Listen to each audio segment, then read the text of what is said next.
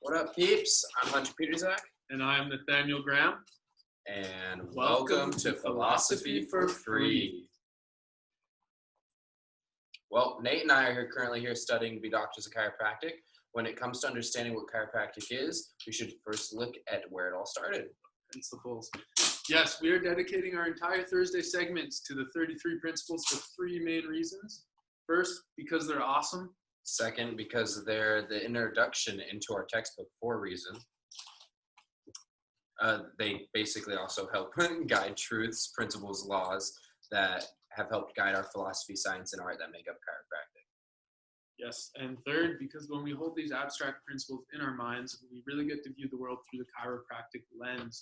So our intention is for you to apply these principles in your daily life, because that's how we learn best, through application. Beautiful. Well, last week we covered a review of principles 1 through 6, and then went into discussion about 7 through 12. This week, we're going to be going into principles 13 through 17. Feel free to follow along on the chiropractic textbook on page xxxii, page 32. I will be introducing the principles, and Nate will be diving deep with a little information on what they mean to a chiropractor. Ready to go? Yeah, let's go. Let's do this. Okay, so principle 13, the function of matter. Function of matter. I thought we already covered the functions of everything. We didn't. We covered the function of intelligence and the function of force. The function of intelligence was to create force. Create force. To create force. And the function of force, that missing link, is to unite intelligence and matter. So what is the function of matter? It's to express that force, of course. So as that force comes through, matter, the function of the matter is just to express it. And you can see this everywhere. All the matter we are experiencing all the time is actively and constantly expressing that force we're talking about. The laptop I'm looking at, this chair, this wall, the handsome guy beside me, like all of this matter is expressing force all the time, because that's its function. That's what it does. Got him. He didn't see that. I didn't see that coming. That's beautiful. Okay, so 13, 14, principle 14, universal life. Universal. What do you have to bring into that? Universal again. Universal. Okay. So we totally just covered this pretty much. All matter has motion. Therefore, there is universal life in all matter. Matter has motion, universal life, and all matter. Motion is lotion, I think. Motion is lotion. This ties back to a lot of the principles we've covered already, including the major premise. Like, this is almost the major premise summarized. We got that broad word, the universe again. So all matter, the chair, table, laptop, handsome guy beside me, again, has motion. Therefore, there is life in all of that matter. Pretty much saying the exact same thing. So yes, the laptop and the chair have life and force, and the wall. I like the wall too, apparently. But they are not organic life with innate intelligence yet, right? We're still talking about the general triune of life that, operates in all of existence. That matter is included. So, we'll be covering that innate intelligence that makes this handsome guy next week. Yeah. Hint. This guy's got innate. This stuff doesn't. We'll get there when we get there. We're still more general than that. Oh my goodness! I didn't see any of this coming. You didn't. That was quick. That was clean. I wrote these jokes days ago. Caught me off guard. Right, good. So principle 15: no motion without effort of force. Without effort of force. That seems pretty simple, right? Dude, totally. Like these hand motions, effort of force creates motion. And how is that force created? Through intelligence? Yeah, it's that intelligence. What else you got for me? Smart, handsome guy. Okay, so I just love how these are all. We're just saying the same thing pretty much over and over and over again, just with more detail, like new level of detail each time. That's how you really build specifically from general to specific. So matter can have no motion without the application of force by intelligence. Pretty much just gave examples of that. Examples are everywhere. So matter does not move without force. But we've already decided that all matter is in motion. Therefore, all matter has force. How many different ways can we say this? There's probably quite a few more. We can, however, observe varying degrees of force in matter, like the difference between something that can direct its force. 1 second. Let's just, someone is trying to apply some force towards this matter with their intelligence, and I'm not receiving it right now. Love you so much. Where was I? Oh yeah, we can, however, observe varying degrees of force in matter, like the difference between something that can direct its force, like Hunter, myself, you watching, and the turkeys that are always running around on my street when I try to drive down this street. There's like a turkey sanctuary here. It's pretty awesome. And something that cannot, like the inanimate objects around us. So there's varying levels of force that is expressing through varying types of matter. Varying levels of force, varying levels of motion. So generally, more force equals more motion, right? As a general rule. Like you can get more done when you apply more force, as a general rule. I know, we can talk about mindfulness and like how applying a more specific force may need less force for more motion, but this is just a general law. More force, more motion. No, really just back to the principle without trying to dive too far out there. It's just no motion without the effort of force. Simple, basic.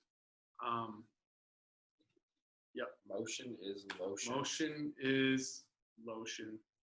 And I'm good for the next how one. do you apply lotion onto your skin? Through force. Intelligence. Oh. Intelligence. Intelligence telling me Force. Matter. It matters. None of it happens without force. None of it happens without force. The missing link to life, all of life. So what are we on, 16 now? We're on 16. So principle 16 is the intelligence in both organic and non-organic matter. It almost looks organic. So pretty. So yeah, universal intelligence gives force to both organic and inorganic matter. Force. Motion. Thanks, Hunter. Oh. Spine down. We're gonna have to adjust that one. Oh yes. Subluxed for sure. Subluxed. Where are you? Should we name him Pete? Should name him Pete. We should get some feedback from our viewers on what we should name him. Oh. It'll be Pete for now. Pete. Hey, what's up? Yeah, Eric Jones in the house. So basically, this is what we've said already. And universal intelligence gives force to both organic and inorganic matter. There is the triune in all matter, and intelligence is what creates the force in all of it. So even though we've covered it, it's a great principle to sit with. This one actually, I take back what I said earlier, this may actually be the principle that most directly reiterates the major premise, with slightly different detail using the principles and terminology that have been discussed in the principles between. So it's really just stating what the major premise says in almost a simpler way. Who would have thought? Almost a simpler way. Almost. Yeah, not more general. So lastly, we're at principle 17. This is one of my favorites. It kind of blows your mind if you actually think of it. It's not, I'll let you dive into it. Principle 17, cause and effect. I want to hear what he had to say. Oh. This is the landmark principle though, isn't it? It is a landmark principle. Every effect has a cause and every cause has an effect. That's one of the reasons why I love it so much. Every effect has a cause and every cause has effect. And what do we do as chiropractors? Do we adjust the effects or do we adjust the cause? I think we adjust the cause. We adjust the cause and that has many effects. Yes, it does. So yeah, this is a landmark because first of all, it's easy to remember. They're all general. This one's just super easy to remember. 17. Boom. 17 and 6. Those are your landmarks. It's like this one, it really isn't abstract. A lot of the principles are abstract. I'm open to argument on that, but it doesn't seem very abstract. And it breaks up the principles to help organize them. It's like almost right in the middle. Actually, yeah, pretty much is right in the middle. And after this principle, we get into organic life. So it breaks up the earlier super general stuff. And then right after this, we get into the organic life and innate intelligence. You know, all that beautiful stuff that we'll be covering next week. Hunter's going to steer the ship on that. So every effect has a cause, question mark? Yes. The effect of you watching today is a more thorough understanding of the chiropractic principles. That's an effect. You get a more thorough understanding of the principles. The cause is you tuning in here, and every cause has effects.